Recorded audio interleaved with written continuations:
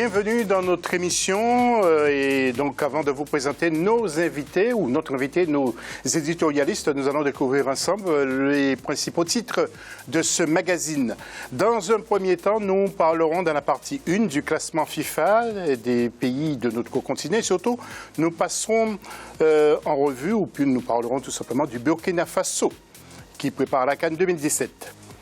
Les éliminatoires de la Coupe du Monde 2018 en Russie, on y est, les joueurs de la Côte d'Ivoire arrivent sur place, mais sans Yaya Touré. Et puis le football togolais est reparti, mais nous parlerons aussi du football européen et des éliminatoires également de cette zone pour le Mondial 2018.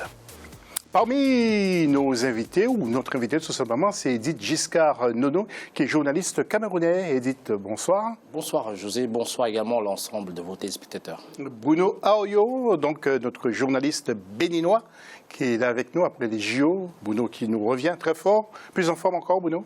On essaie. Salut José, salut à tous. Et Noureddine Saleh qui était parti en vacances depuis 3 mois, qui fait son grand retour. Bonsoir à tous. Bonsoir Noureddine. La question de l'AFC, le classement FIFA des équipes africaines, est-il logique pour vous? Eh bien, comme d'habitude, vous intervenez sur nos réseaux sociaux et puis surtout Twitter avec le hashtag Africa24.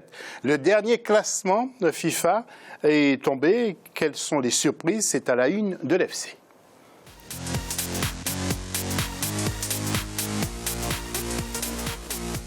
Mais tout d'abord, nous allons parler de la qualification arrachée par le Burkina Faso qui prépare déjà la CAN 2017 au Gabon. Nous allons découvrir ce sujet qui est signé Jean-Paul Oudéa-Dego.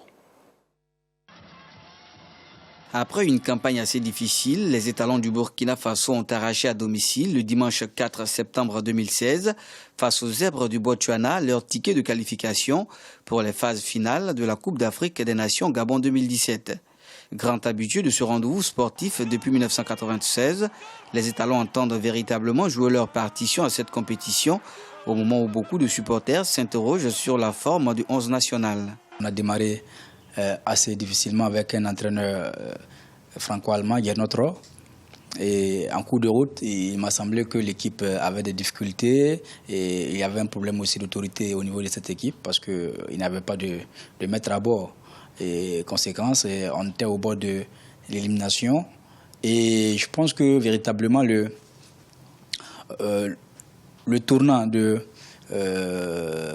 qualifications, c'est véritablement l'arrivée de Paulo Duarte. Avec une qualification dans les mêmes conditions qu'en 2013, les poulains de Duarte veulent encore créer la surprise à cette édition de la CAN 2017. La formation dans sa nouvelle version ne manque pas de montrer les prémices d'une réelle détermination, comme ce fut le cas avec Banu Diawara lors du dernier match de la sélection contre le Botswana à Ouagadougou. Pour le moment, on ne voit pas encore cette architecture-là, comme ça se voit dans les grands pays de football, où on a une base assez large et puis un sommet réduit. Pour le moment, ici, la base est réduite, c'est le sommet qui est un peu large. Ça nous cause véritablement des problèmes. C'est la vérité du terrain à un moment précis. Et c'est à partir de janvier que chaque équipe saura quel est le niveau de sa préparation, quelle est la valeur réelle de ces éléments. Et en ce moment, on pourra juger. Passé premier du groupe D devant l'Ouganda, le Botswana et les îles Comores, les étalons de l'avis d'observateurs ont plus que jamais besoin d'un véritable coup d'accélérateur pour répartir de la plus belle des manières. À 3 mois de la Coupe d'Afrique des Nations Gabon 2017, les idées sont encore loin d'être clarifiées sur les forces en présence. Toutefois, les supporters pourront quant à eux compter sur les cadres de l'équipe qui ont déjà l'expérience de la compétition. Voilà donc pour ce sujet sur le Burkina Faso. Superbe sujet de Jean-Paul Ouédraogo. Nous allons voir le dernier classement FIFA avant de retrouver notre plateau avec les 15 ou les 20 premiers de ce classement. Alors, la Côte d'Ivoire est en premier devant l'Algérie, 3e le Sénégal, mais regardez bien, la Tunisie est 4e, le Ghana 5e, RDC 6e, Égypte 7e, c'est la grosse surprise, Congo 8e, là encore c'est une surprise, le Mali qui est 9e et le Maroc est à la 10e place. place. Noureddine Sali nous dira tout à l'heure s'il est d'accord. Parmi les 10 autres équipes classées, nous allons voir qu'il y a à la 11e place le Cameroun, mais oui, ça c'est bizarre. La Guinée, 13e Afrique du Sud, 14e Nigeria, 15e l'Ouganda, 16e Burkina Faso, 17e le Bénin, 18e le Cap-Vert qui a périclité, donc à la 18e place du classement africain, 19e Guinée-Bissau et 20e l'équipe de la Libye. Alors, messieurs, dans un premier temps, le Burkina Faso qui est 16e dans ce classement, soit 67e sur le plan international. Son entraîneur, Paulo Duarte, qui a œuvré déjà à la tête du Gabon. Mais il y a des Burkinabés qui ne l'aiment pas trop, cet entraîneur, qui disent qu'il ne va rien apporter. Est-ce que c'est votre avis, Edith? Écoutez, je pense qu'il n'y a aucun entraîneur au monde qui fasse l'unanimité. Hein. C'est-à-dire que le cas Paulo Duarte au Burkina ne devrait surprendre personne. Être à la tête d'une sélection, c'est rien d'évident. Et comprendre les décisions ou accepter les décisions qu'il peut prendre, c'est aussi une situation bien compliquée. Aujourd'hui, je pense que le peuple burkinabé devrait se réjouir déjà de cette qualification qui a été de justesse, comme a signalé votre correspondant. Et c'est vrai que le Burkina aussi bénéficie d'une bonne génération de joueurs, comme l'a si bien le dit en off, avec Traoré et compagnie, et Koné notamment. Et aujourd'hui, en arriver là pour un entraîneur qui a fait l'effort, qui a su amener un groupe pour pouvoir se qualifier pour une compétition attendue comme celle-là, je pense que c'est un peu fort de café. Oui, Paulo Duarte, est-ce que vous le connaissez un peu, vous, Bruno? Vous avez déjà suivi son travail? Absolument. On a vu son travail avec le Gabon et aussi dans les championnats européens. Moi, je ne sais pas si c'est l'homme de la situation, mais il ne faut pas oublier qu'il y a eu un Paul Put avant qui a amené le Burkina Faso en finale de la CAN 2013. Donc, il faut prendre le temps, laisser cet entraîneur s'installer. Aussi, il faut le dire, il n'a pas une génération exceptionnelle. Quand vous voyez l'effectif, un de leurs meilleurs joueurs, c'est Charles Caboret qu'on a vu dans les coupes européennes. C'est pas ce genre de joueur qui vous fait gagner une CAN. Donc, il faut, voilà, c'est un leader, mais c'est pas ce genre de joueur qui vous fait gagner une CAN. Donc, il faudra peut-être travailler au niveau de la fédération burkinabé pour nous relancer de bons jeunes joueurs. Oui, Noureddine, est-ce que vous êtes d'accord avec Bruno? C'est pas Caboret qui va emmener justement le Burkina au sommet? Peut-être pas et connaît. C'était une génération qui a été, quand on parle de Pol Pot, comme mon confrère vient de le signaler, c'est qu'il génère une génération qui était au top de son forme et qu'ils ont ramené ce pays-là incognito à l'époque en finale de la Coupe d'Afrique. Rappelez-vous, là c'est une autre génération. Du Sud. C'est ça, c'est exactement contre le Nigeria, je pense, c'est bien cela.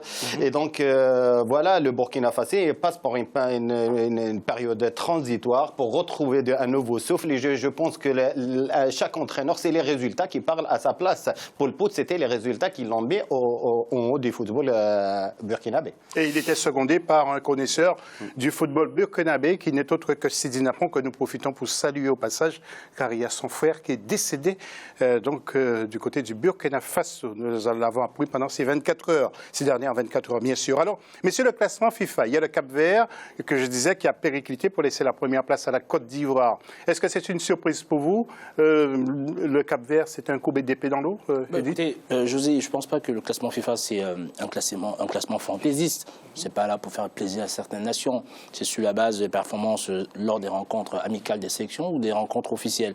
Et à la suite de cela, bien sûr, il y a un alignement qui est fait, il y a un classement qui est fait et qui a jugé à chacune de ces nations. Aujourd'hui, si le Cap-Vert ou éventuellement d'autres nations se retrouvent à cette place, c'est bel et bien la place, malheureusement, qu'elle mérite. Aujourd'hui, quant à la question de savoir si le Cap-Vert était à sa place il y a quelques temps, moi je dis oui, parce que le Cap-Vert, c'est une nation qui aujourd'hui en Afrique a su s'imposer. C'est une nation qui n'est plus dans ce sentiment d'infériorité vis-à-vis de certaines autres nations lorsqu'il y a notamment des compétitions, que ce soit de qualification pour la Coupe d'Afrique ou des qualifications pour la Coupe du Monde, et même notamment lors de la dernière Coupe d'Afrique. On a vu les performances du Cap-Vert qui étaient des performances assez méritées. Mais le classement, vous l'avez bien dit au départ, ça compte énormément, le classement FIFA. Ici, le Cap-Vert était dans cette situation, c'est parce que son football a complètement régressé. Nous allons faire un tour de table, mais rapide, parce qu'on est pris par le temps. Bruno, ce classement, qu'est-ce que ça vous inspire? Moi, surtout, j'ai envie de mettre en exergue la désastreuse 14e place du Nigeria. C'est absolument pas possible. Ils ont gagné la Coupe d'Afrique des Nations il y a 3 ans.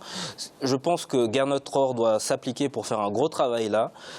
Coordinateur technique, bon oui, pourquoi pas. Mais il faut que le Nigeria se relève, parce que ce qu'ils font au niveau de leur football, au niveau de leurs équipes nationales, l'image qu'ils ont donnée par exemple à Rio, c'est inadmissible. Oui, Noureddine? Oui, pour moi, ce classement FIFA, on parle des équipes qui étaient pratiquement en haut du tableau, style le Nigeria, qui était une référence. Je pense qu'actuellement, dans le football, ça va très, très, très vite. Quand vous parlez du Cap-Vert, qui était premier il n'y a pas longtemps, la double défaite contre le Maroc, aller-retour dans les éliminatoires, ainsi que le match nul contre la Libye. Et ça va très, très vite. Quand vous voyez la régularité de la Côte d'Ivoire et de l'Algérie, on les voit très bien, on les voit en haut du tableau. Ça va très, très vite quand vous parlez un match, vous perdez beaucoup de points. Exactement. Alors, à propos maintenant des éliminatoires du mondial, nous allons revenir bien sûr dans la deuxième partie, mais je voudrais juste ouvrir une parenthèse. Tunisie et Sénégal ont surpris véritablement. Leur parcours aussi reste non négligeable. Qualification à la CAN, participation aux éliminatoires du mondial en Russie. Écoutons les deux entraîneurs. Tout d'abord, celui de la Tunisie, Henri Kasperzak, le franco-polonais, et ensuite Alioune Cissé pour le Sénégal. C'était lors du tirage au sort pour la zone Afrique de ce mondial.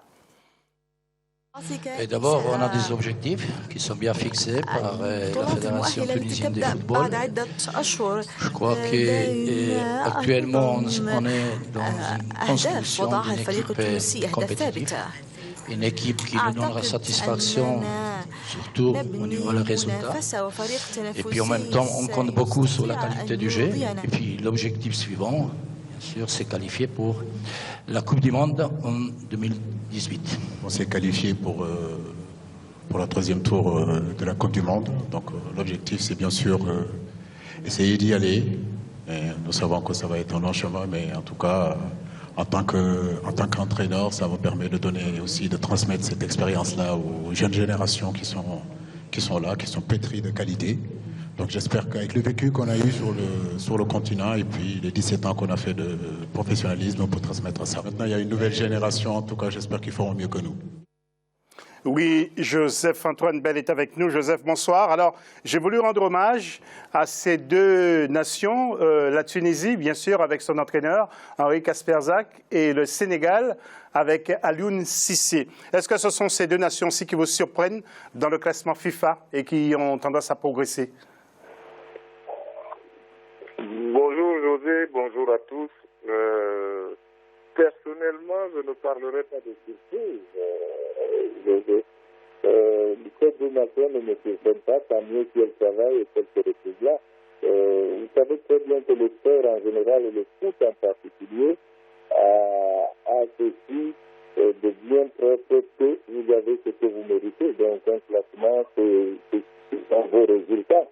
Donc moi, je dirais plutôt que précisément, nous, à Africa 24, en regardant ce classement, ce qui devrait nous frapper, c'est la position générale de l'Afrique, parce que c'est trop facile de toujours vouloir se recroqueviller sur nous-mêmes et donc de transposer le classement FIFA pour en faire un classement africain.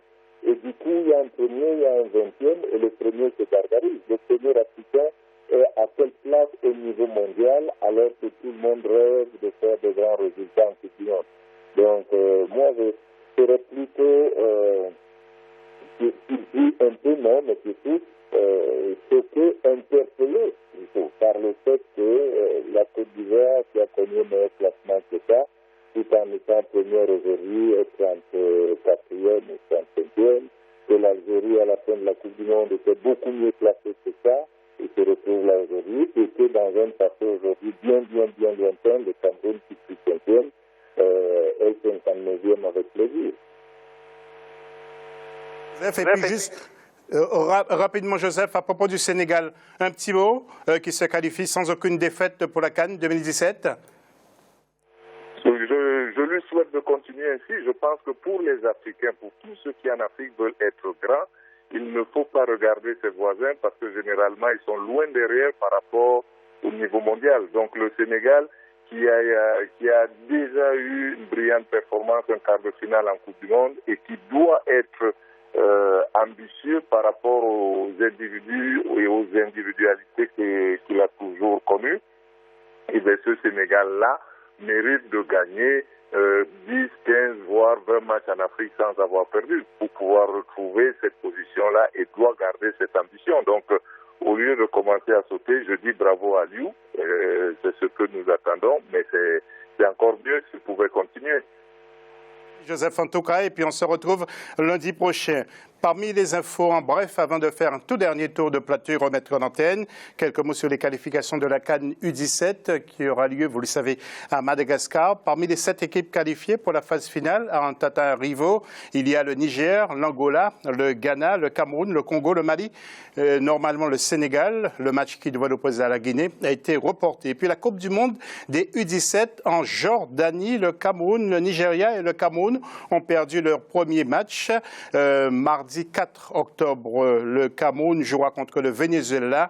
Et puis il y aura ici également Nigeria, Angleterre et États-Unis contre le Ghana. J'ai un petit bruit voilà, au niveau de l'oreillette qui me perturbait. Mon cher Edith, un tout dernier mot sur qu'est-ce que vous voulez dire sur ce que nous avons dit dans cette première partie? Un petit mot rapide avant de remettre l'antenne. Que dans un premier temps, il faut se réjouir, comme on l'a dit si bien en début d'émission, du cas du Burkina Faso, et que pour le classement, je pense que Joseph-Antoine Biel l'a si bien rappelé, hein, chaque nation est à sa place, il n'y a pas de favoritisme ou quoi que ce soit. Les nations sont jugées sur la base de leurs résultats officiels ou rencontres amicales. Et puis, il ne faudrait pas s'étonner de ce qui arrive. Voilà. Merci. Nous n'aurons pas le temps de parler un peu plus longtemps parce qu'il faut remettre l'antenne pour la fin de cette première partie de l'émission. On se retrouve tout à l'heure pour la seconde partie qui sera consacrée au dossier de cette émission.